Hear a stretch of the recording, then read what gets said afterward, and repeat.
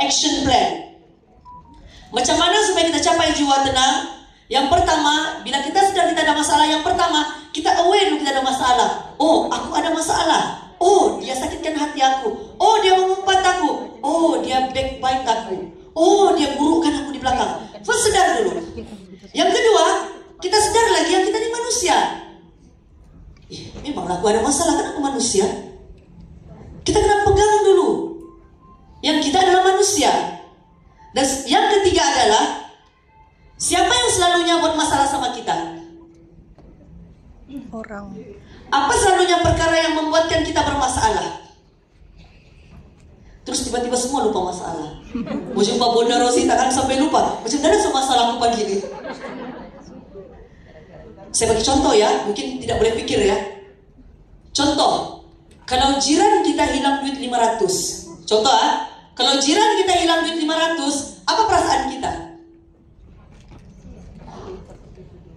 Oke, kalau kita hilang 500, apa perasaan kita? Sedih. Wih, reto terus.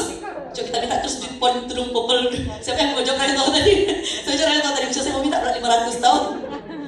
Kita kalau hilang 500, tak tenang. Kita rasa apa? Kita rasa siapa ambil lah? Betul kan? Siapa nih? Apa salahku dia ambil duit aku 500? Aku kaya. Berbeza dengan perasaan kita bila kita tahu jiran hilang 500. Mana yang lebih sakit perasaannya? Jiran hilang duit, kita hilang duit. Kita hilang duit. Kenapa kita rasa itu masalah? Kenapa bila jiran hilang duit, itu bukan masalah kita? Kenapa? Bukan duit kita. Betul kan? Kok kita, ya Allah, aku sedih. Hilang duitku 500. Kita nangis juga sama-sama dia. Paling-paling pun kita bersimpati. Tapi perasaannya tidak akan sedalam macam mana kita hilang duit. Dapat sekarang ini? Oke. Kembali pada soalan saya tadi, kenapa saya bagi contoh ini? Sebab soalan saya tadi adalah, apakah perkara-perkara yang menjadi masalah dalam hidup kita ada pada jawaban kepada persoalan hilang duit jiran, hilang duit kita? Jawabannya adalah, kita akan rasa bermasalah kalau sesuatu yang ada attachment dengan kita, ada isu. Duit kita, suami kita, istri kita, anak kita, emas kita, harta kita, stok kita, commission kita, bonus kita, gaji kita. Kalau perkara-perkara ada attachment terhadap diri kita ini ada masalah, ada isu, pasti kita akan ada masalah. Setuju? Kalau orang lain diturunkan gaji, mana lagi sakit? Dia turun gaji, kita turun gaji. Kita turun gaji, dia turun gaji. Itulah tak kau lah, gaji kau yang turun, yang penting gaji kau masih naik. Nampak? Jadi tolong perhatikan ya. Yang pertama sekali tadi saya ulang balik. Kalau kita ada masalah, sedar dulu bahwa kita ada masalah. Ambil tahu apa masalah itu. Yang kedua, sedar kita manusia. Kita bukan malaikat. Ada kasih keturunan malaikat. Cuma angkat tangan dulu. Mungkin boleh kenal-kenal sedikit. Minta kau tim masuk surga kah? Tiada ya. So kita semua manusia. Dan yang ketiga, kita perlu sadar kenapa perasaan kita terlalu sakit, kenapa rasa kita terlalu deep terhadap perkara-perkara ini, karena kita ada emotional attachment terhadap perkara tersebut. Maksudnya, bila kita sadar perkara itu ada emotional attachment terhadap perkara tersebut, bermaksud kita ada expectation. Setuju? Oke, saya beri contoh balik duit. So, macam apa yang mengerut kening? Ini baru 1 jam nih kak. Saya coba kasih padan nih 1 jam nih ya. Biasanya kalau saya di kelas 2 jam atau ke 3 jam. Bila saya tanya tadi kan, daripada emosi dia akan pergi kepada harapan, impian. Emotion to expectation. Dia macam tu. Saya bagi contoh tadi, duit jiran. Sekaya mana pun jiran kita ada expectation kepada duit dia. Tiada. Wih, duit jiranku ini 1 juta. Expectation aku nanti dia bayarkan aku punya bill, dia bayarkan aku punya air, dia bayarkan aku punya kereta. Ada expectation begitu? Tiada. Kenapa tiada expectation? Karena tiada hubungan emosi terhadap duitnya. Padahal duit itu sama dengan duit kita. Kertasnya sama, setuju? nilainya sama, tapi dengan duit kita ada expectation. Kenapa? Ada hubungan emosi. Dapat rasakan ini? Dapat atau dirasakan ini? Boleh jawab? Mungkin mau pikir ceklan kali ya, baru semangat. Tepuklah sikit. Begitu kali ya. Nanti aku contoh ceklan aja tuh. Tidak ya, bukan disuruh tepuk ya. Oke, kita balik kepada perbincangan kita. Bila kita sedar kita ada masalah, kita ni manusia, yang menjadi masalah kepada kita adalah sesuatu yang ada hubungan perasaan dengan kita. Yang keempat, kita perlu sadar kenapa kita sakit hati sekarang. Sebab kita ada expectation terhadap perkara tersebut. Macam mana saya mau kaitkan ini dengan jiwa lapang? Kalau contoh yang saya bagi tadi, kalau kita kaitkan dengan isu-isu lain dalam kehidupan kita, semua ada kaitan kan? Semua perkara yang kita sakitkan itu ada kaitan dengan emosi kita, setuju? Contoh, minta maaf, contoh saja, minta maaf, contoh kalau ada lelaki di sini, memang ada lelaki pun. Apa expectation kita pada suami kita? Tinggi, kesetiaan, keluruhan perlembagaan. Kita ada high expectation terhadap suami kita. Dengan suami orang ada expectation. Ya kan? Nampak? Kalau suami orang buat hal, yang penting kan suami aku. Nampak ya? Oke. Kenapa kita ada isu dengan suami? Sebab kita ada expectation pada suami. Kenapa kita ada isu dengan anak? Karena kita ada expectation dengan anak. Setuju? Kenapa kita ada isu? Minta maaf kalau dalam bisnes dengan pelanggan atau dengan prospek, sebab kita ada expectation dengan dia.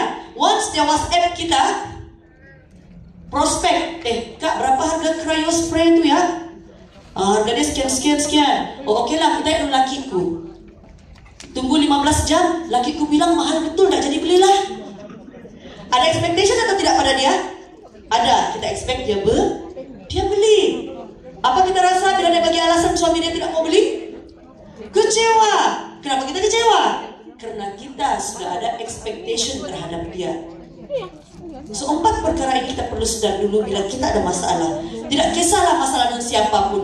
Masalah dengan bisnes, masalah dengan anak buah, masalah dengan majikan, masalah dengan kita punya superior, dengan kita punya majikan. Kita kena sadar 4 perkara ini.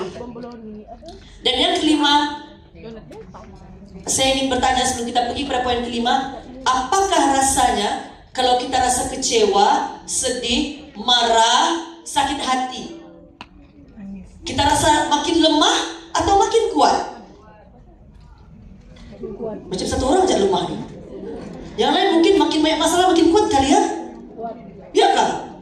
Makin kuat, makin semangat. Heran lagi kita, kenapa kau semangat betul pagi ini? Sebab pagi ini aku ada masalah. Begitu kan? Saya ulang balik soalan.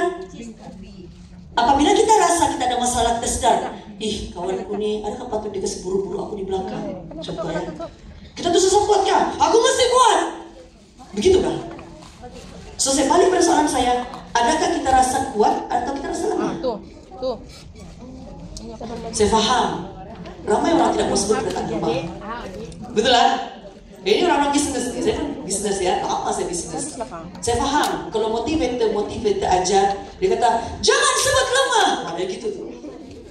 Jangan sebut sedih, jangan sebut down. Akhirnya kita pun berpura-pura, minta maaf cakap. Kita cuma menyembunyikan kesedihan kita dengan alasan, jangan sebut lemah, jangan sebut sedih. Kita sekarang sedang lupa kita manusia. Ini bertentangan dengan Al-Quran. Minta maaf, saya terpaksa sebut. Even kalau kita tengok dalam Al-Quran, siapa yang boleh buka di Google pun boleh. Saya tahu tidak ada yang bawa tafsir Quran di sini. Google aja QS Quran surah 4, surah nomor 4 ayat nomor 28. Allah cakap apa? Tuhan kata apa? Tuhan cakap, aku ciptakan manusia ini memang keadaannya lemah. Maksudnya, at the first place, kita perlu sadar yang memang kita lemah. Kita perlu sadar, please, jangan kita nafikan kita manusia, kita lemah. Itu nomor 1 kita kena pegang. Tadi bila ramai yang tidak mau jawab lemah, saya dengar satu suara di sini yang paling kuat jawab lemah. Saya paham tuh kenapa. Sebab kita takut perkataan itu akan mempengaruhi jiwa kita. Tapi bukannya kita mengaku lemah untuk kita lemah, no, bukan. Tuhan ajar lagi dalam surah lain, Quran surah 51 ayat 56. Allah kata apa? Tuhan kata, aku tidak perlukan makanan dari kamu. Kita kasih makan Tuhan kah? Kita rajin sembahyang, kita kasih makan Tuhan? Tidak. Kita rajin sembahyang, Tuhan itu makin mulia. Kenapa? Kalau kita tidak sembahyang, Tuhan makin hina, makin rendah kedudukan Tuhan. Tidak. Kita sholat rajin macam manapun, kita jaga ibadah rajin manapun, tidak akan menambah kemuliaan Tuhan. Sebab Tuhan memang maha mulia. Jangan kita pikir kita rajin ibadah akan menambah kemuliaan Tuhan. Tidak. Ini yang Tuhan kata, aku tidak kasih makan kamu, tapi kamu yang memerlukan makan daripada aku. Kamu yang perlu rezeki daripada aku. Kamu yang perlu bahagia daripada aku. Kamu yang perlu tenang daripada aku. Kamu yang perlu solusi daripada aku, kata Tuhan. Apa sambungannya? Tuhan kata, aku yang maha memberi rezeki, Dzul Quwwatil Matin, yang memiliki kekuatan dan keteguhan. Macam mana kita hendak relate? Quran surah 4 ayat 28 tadi, yang Tuhan cakap kita ni manusia lemah. Aku ciptakan kau ni, sebelum kau ada lagi, memang kau ni lemah, kata Tuhan. Memang lemah. Tengoklah kita lahir-lahir terus kuatkah? Nah, siapa sih lahir-lahir terus bisnis JRM? Coba tangan. Siapa lahir-lahir terus berlari? Wih, mama, aku lahir, aku terus berlari. Tidak ada kan? Tiada. Itu menunjukkan Tuhan beritahu kita, kau lahir-lahir memang kau lemah. Kau mau nenen, kau minta apa? Macam mana sih kita minta nenen kalau kecil-kecil? Ingatkan lagi. Lupa diri semua nih. Atau belum ada ingatan lagi. Baby lahir-lahir, kalau dia haus, dia cuma tinggal nangis. Ada atau tidak yang peduli bila baby nangis? Ada atau tidak? Tuhan sedang beri signal kepada kita, kita memang lemah. Kita memang lemah. Dan bila kita lemah, ada yang berupaya untuk feed kita.